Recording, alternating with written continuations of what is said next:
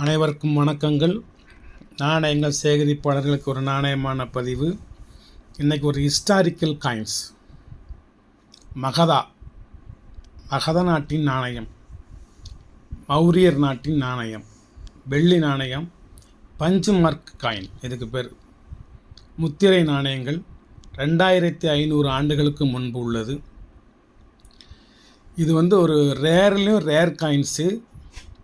மலை முகடுகள், குதிரைகள், யானைகள், வில் அம்புகள், மரம் செடி கொடிகள், சூரியன், சந்திரன் இதெல்லாம் படம் போட்டு குறித்த நாணயங்களில் இது ஒரு வித்தியாசமான ஒரு நாணயங்கள். மீன் உருவம் பொறிக்கப்பட்டது, அதிலும் இரட்டை மீன்கள். The fish type of Magadha coins அப்படின்னு போய் நிறைய நாணயங்களை நான் சர்ச் பண்ணி பார்த்ததுலேயும் எல்லா நாணயங்கள்லேயும் ஒவ்வொரு மீன் தான் இருக்குது. இதில் இரட்டை மீன்கள் உள்ள, சூரியன் உள்ள, சந்திரன் உள்ள மற்றும் சில மிருகங்கள் உருவம் காணப்படக்கூடிய ஒரு அபூர்வ வகையான ஒரு நாணயம். இது சூரியன், இது ரெட்டை மீன். இது ஒரு மீன், இது ஒரு மீன், ரெட்டை மீன். அது பக்கத்தில் எங்கிட்ட ஒரு மான் மாதிரி ஒன்று இருக்கும். சுற்றி பார்த்திங்கன்னா ஒவ்வொரு உருவமாக இதில் தெரியும். இந்த பக்கம் சந்திரன் மாதிரி ஒன்று இருக்கும், இலை தளிர்கள் மாதிரி ஒன்று இருக்கும். இது மாதிரி நிறைய நாணயங்களை நான் கம்பேர் பண்ணி பார்த்துட்டேன். இந்த ரெண்டு சிம்பிளுமே ஒரு மிருகத்தினுடைய கொம்பு. அது குதிரையா யானையா அப்படின்னு நீங்கள், யானைக்காவது கொம்பு, அந்த குதிரை மாதிரி இந்த ஒரு தோற்றத்தை வைத்து நிறைய உருவங்களில் பொறிக்கப்பட்டு உள்ளன. ஆனால் இது ரெட்டை மீன் அப்படிங்கிறதுக்கு சந்தேகம் கிடையாது. அதுவும் நான் நிறையா ஃபிஷ் டைப் ஆஃப் காயின்ஸ்னு சொல்லலாம் போட்டெல்லாம் சர்ச் பண்ணி பார்த்துட்டேன். இந்த பக்கம் ஒரே ஒரு சிம்பிள் முத்திரை இருக்கும். இந்த வருங்க, மௌரிய பேரரசுக்கு முன்பு உள்ள மகத பேரரசினுடைய நாணயம், ஒரு வெள்ளி நாணயம், ஒரு அற்புதமான ஒரு நாணயம். இது சம்பந்தமாக அந்த கொஞ்சம் சர்ச் பண்ணி பார்த்ததுலேயும் கம்பேர் ஆகும். இது மாடு, 2 கொம்போடு நிற்குவாருங்க. இது மாடு. பஞ்சு மார்க் சில்வர் ஹர்ஷப்பனா. இந்த இருக்கிறவங்க சூரியன், இந்த இருக்கிறவங்க பஞ்சு மார்க் மலை முகடுகள். 5 முகடு இருக்குது. 1 2 3 4 5ன்னு இதில் 5 வகையான முகடுகள் தெரியும். இது ஒரு மரம் மாதிரி, இது ஒரு நீர் தடங்கள் மாதிரி, இப்படி ஒவ்வொன்றிலையும் ஒவ்வொரு இது குறிக்கப்பட்டிருக்கும். இந்த ஒரு நட்சத்திரம் தெரியுது வருங்க. நட்சத்திரம், பிறை, கோள்கள் சுற்றி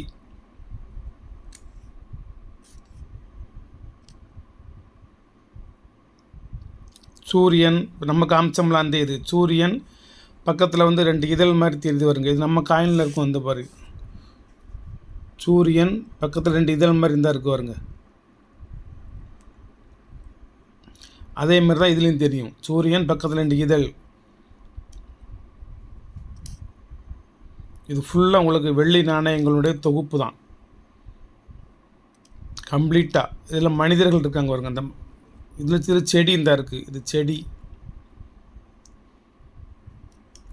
மனிதர்கள் இருந்தாங்கல்ல. இந்த 3 மனிதர்கள் நிற்கிறாங்க. ஒரு 3 மனிதர்கள் தான் நிற்கிறாங்க பாருங்க. இது சூரியன். இது எல்லாமே வெள்ளி நாணயம் தான், பஞ்சு மார்க் காயின் தான். இது காளை மாடு தான் நிற்கிறாங்க. நந்தி, இது மீன். இந்த ஃபிஷ் டைப் ஆஃப் காயின்ஸ் மீன். இதெல்லாம் பாம்பே ஆக்ஷனில் கொண்டு போய் ஏலத்துக்கு விடுறாங்க அந்த நாணயங்களை. மிகவும் முக்கியம். பின்னாடி இந்த மாதிரி ஒரு சில முத்திரைகள் மட்டும்தான் இருக்கும். இந்த இடத்துல இந்த மாதிரி ஒரு சில முத்திரைகள் மட்டும்தான் இருக்கும்.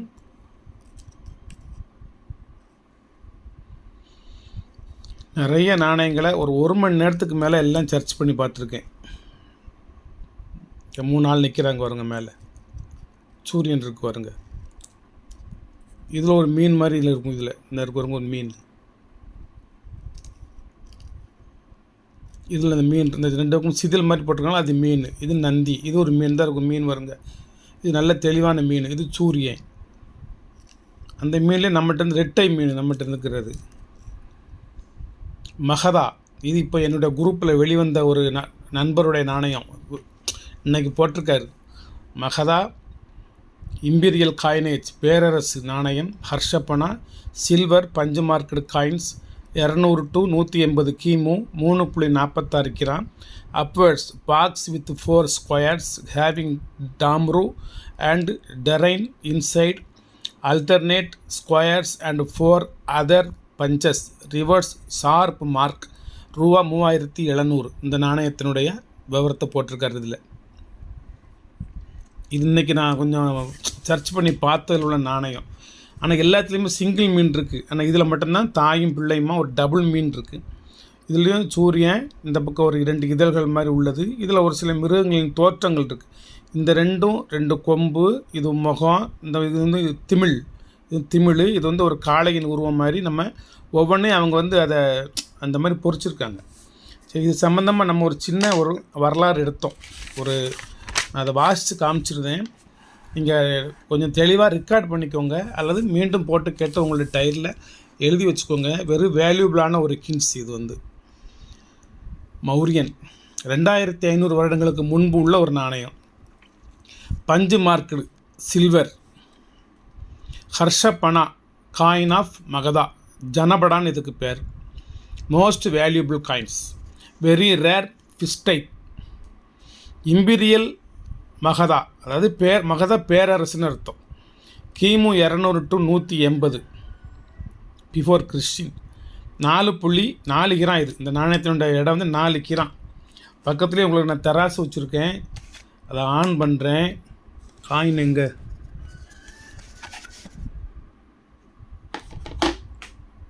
ஆன் பண்ணியிருக்கேன்னா ஆஃப் பண்ணி ஆன் பண்ணுவோம். 0க்கு வரணும்ல. இதுதான் காயின், அதை வைக்கிறேன். அதில் இதனுடைய இடம் 4 கிராம். அதான் 4 கிராம்னு போட்டிருக்கேன். இதில் வெயிட்டு 4 கிராம். 3.46லையும் இருக்குது. ஆனால் இந்த நாணயங்களில் யானை, குதிரை, நாய், வில்லு, அம்பு, செடி, சூரியன், சந்திரன், மலை முகடுகள், மீன்கள், அரச முத்திரைகள், காளை மற்றும் மனிதர்கள் உருவம் பொறிக்கப்பட்டுள்ளன. பிம்புசாராரால் நிறுவப்பட்டது. பிம்புசாரார் அப்படின்னு ஒருத்தர் உண்டு. அவரால் நிறுவப்பட்ட ஒரு பேரரசு. 1 ஹரியங்கா வம்சம், கிமு 544 to 413. 2வது சிசுநாக வம்சம், 413 to 345. 3வது நந்த வம்சம், 345 to 321. மாவீரன் அலெக்சாண்டர் காலம் இந்த காலம்தான். சந்திரகுப்த மௌரியர் சாணக்கியரின் உதவியோடு நந்த வம்சத்தை வீழ்த்தி மௌரிய பேரரசை உருவாக்கினார். தலைநகர் பாடலிபுத்திரம், பாட்னா, பீகார். இந்தியாவில் உள்ள மிகப்பெரிய ஒரு நகரம் பாடலிபுத்திரம் தான். 5 குன்றுகள். இந்த 5 குன்றுகளை தான் அந்த நாணயங்களில் பொறிக்கிறாங்க. இது இயற்கையான பாதுகாப்பாக அந்த நாட்டுக்கு விளங்கியதுனால நாணயங்களில் அந்த இதை பொறிக்கிறாங்க.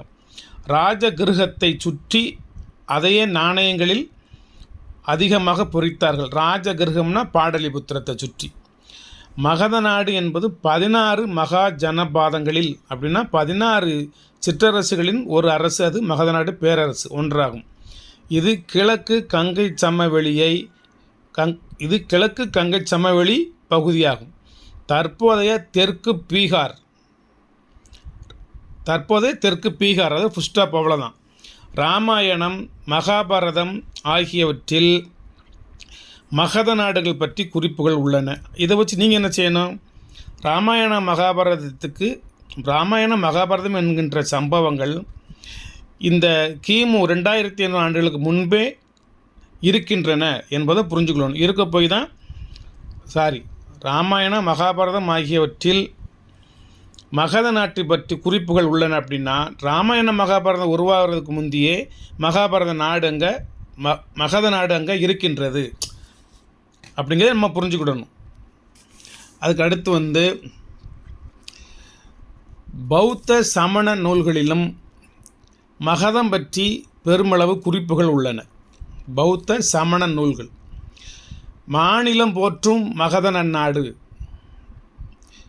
பாரசீகத்தின் தென் எல்லையிலிருந்து விந்திய மலை வரையிலும், ஆப்கானிஸ்தானத்துக்கு இன்னொரு பேர் அசுவக்கணி. அசுவம் என்றால் குதிரைகள் நிறைய வாழக்கூடிய ஒரு ஏரியாவுக்கு பேர் தான் ஆப்கானிஸ்தான். இன்னொன்று காமரூபம் வரை. காமரூபம்னா அஸ்ஸாம். அது என்னென்னு உங்களுக்கே தெரியும். ரூபம் வரை பரவி இருக்கிறது. எது? மகத நாடு. இனி வெல்ல வேண்டியது 2 ராஜ்யங்கள் மட்டும். ஒன்று கலிங்கா, இன்னொன்று திராவிடம். இந்த திராவிடம்ங்கிறது 2500 வருஷங்களுக்கு முன்பாகவே குறிப்பிடப்பட்டிருக்கு. அர்த்த சாஸ்திர நூல் உருவானது இந்த காலகட்டத்தில் தான். பழந்தமிழ் நூல்களில் மறந்தும் மலைமறா மகத நன்னாடு என்று குறிப்பிட்டு அந்த நாட்டின் செழிப்பை கூறியுள்ளார்கள். மறந்தும் கூட மழை பெய்யாமல் இருக்காது. சோழவள நாடு சோறுடைத்து, தொண்டை நாடு சான்றோருடைத்து என கூறுவர். ஆனால் மகத நாடு இந்த 2ஐயும் உடைத்தது.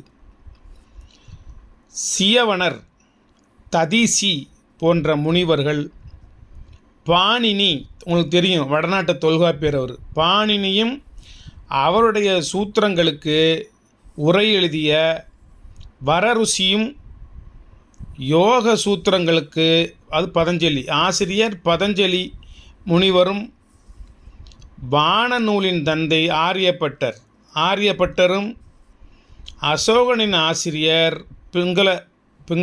பிங்களரும் மகதத்தில் வாழ்ந்து பெருமை பெற்றவர்கள். சின்ன சின்ன குறிப்புகள் அப்படி நீங்கள் குறித்து வச்சுக்கோங்க. என் தமிழ் உங்களுக்கு புரியும்னு நினைக்கேன். இருந்தாலும் தென்பாண்டி தமிழ், இது பாண்டிய நாட்டு தமிழ், தென்பொதுகை தென்றல் தவழ்ந்து வரக்கூடிய ஏரியாவில் உள்ள தமிழ். உலக புகழ்பெற்ற தட்சசீலம், நாலந்தா, விக்ரமசீலம் ஆகிய பல்கலைக்கழகங்கள் இருந்த ஒரே தேசம். எல்லாவற்றிற்கும் மேலாக பகவான் புத்தரும், போதிமரம், புத்தகயா, மகாவீரரும், சமண முனிவர் பல்லாண்டுகள் வாழ்ந்து பௌத்த மதத்தையும் சமயத்தையும் பற்றி பிரச்சாரம் செய்த புனித நிலம் மகத நாடு.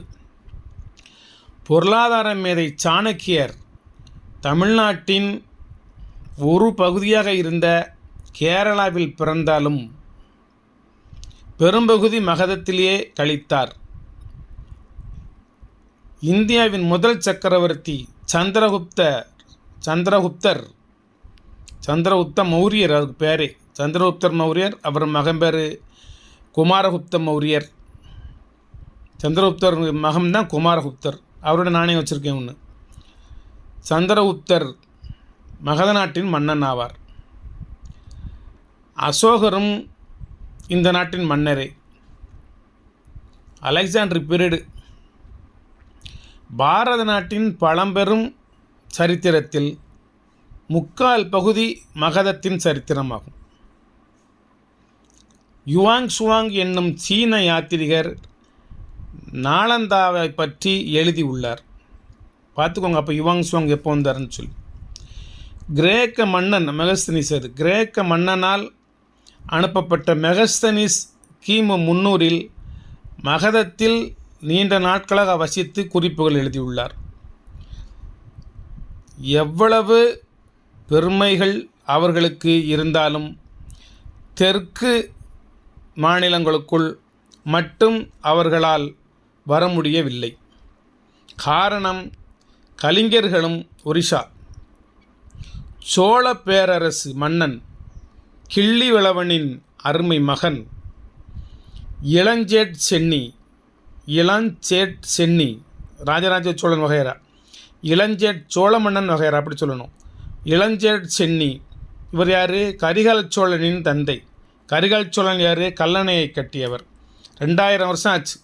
அதுக்கு முன்பு வாழ்ந்த அவர் தான் கிமுல வாழ்ந்தவர் இளஞ்சேட் சென்னி. அதுக்கும் முந்தி வாழ்ந்தவர் கிள்ளிவளவன். அப்போ சோழ பேரரசு எத்தனை ஆண்டு காலம் இருக்குன்னு பார்த்துக்கணும்.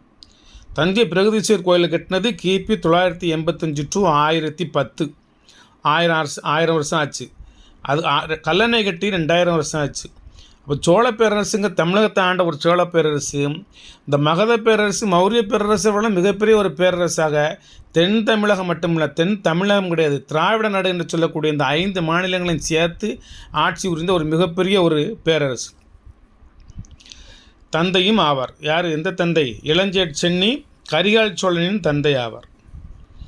இவர்தான் மகத நாட்டு மன்னர்களை எதிர்த்தவன் என்று பண்டைய தமிழ் நூல்களில் அகநானூறு புறநானூறு போன்ற நூல்களில் குறிப்பிடப்பட்டு உள்ளது. 15 நிமிஷம் ஆச்சு இந்த வரலாறு கூட நான் சொல்லதுக்கு. ஒரு அருமையான வரலாறு. இன்னைய பொழுது ஃபுல்லாக எனக்கு இந்த வரலாற்றிலே முடிஞ்சு.